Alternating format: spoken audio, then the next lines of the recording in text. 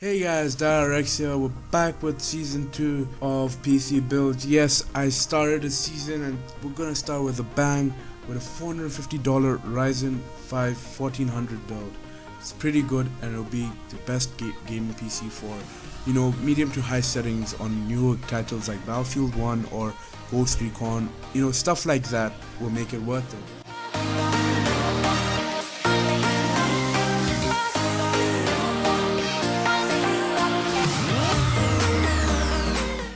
Anyway, for the CPU we have the Ryzen 5 1400. It has a 3.2 GHz base clock with a 3.4 GHz boost clock, which is amazing. You're getting something the i3, which is pretty good, and the price is cheaper than that.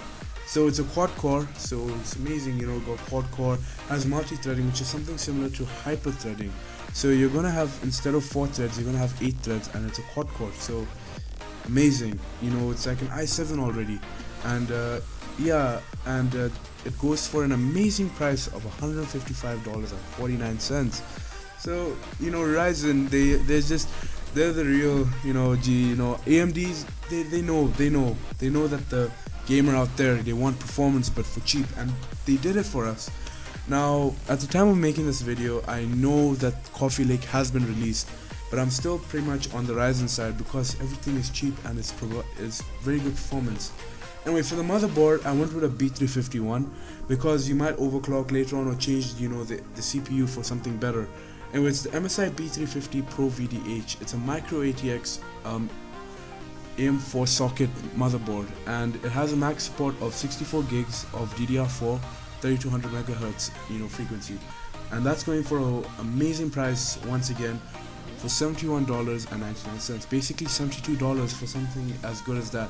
So you're pretty much checking out all the boxes for overclocking and changing your CPU to maybe a 1600 when you get something better.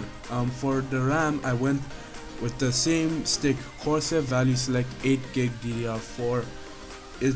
It never lets me down, and it has a good heat spread, and it runs at like 2133 MHz, and the price to gigabyte is amazing. It's $8.75 to the gigabyte. So in total, you're paying only $69.99.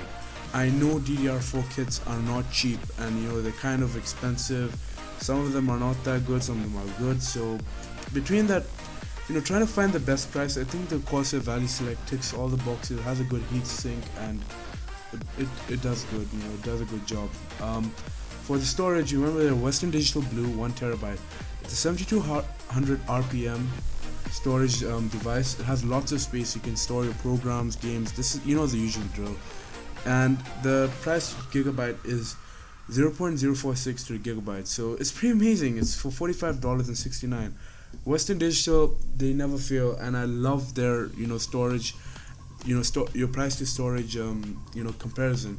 Right, for GPU, I know you guys are gonna say nah, and you could have went with a 1050 Ti, but felt like with an AMD you should get another AMD. AMD CPU, AMD GPU, but you can change it to an Nvidia 1050 Ti. It'll be the same price as this or a bit more expensive. I don't know.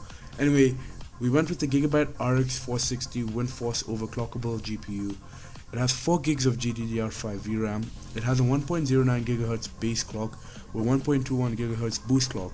So it's great enough, and it's overclockable. So if you wanna crunch some more AAA titles, you can use the GPU over there. It has a 75 watt thermal distribution power. I think I said that wrong. Anyway, it's $125.98 when the list is made. So guys, let me remind you, prices are to fluctuate over time because the market won't be stable, obviously. So anyway, with the case, I tried something different. Instead of a Xeon or a Corsair, I went with the Vivo case V06, better known as a Vivo Smart.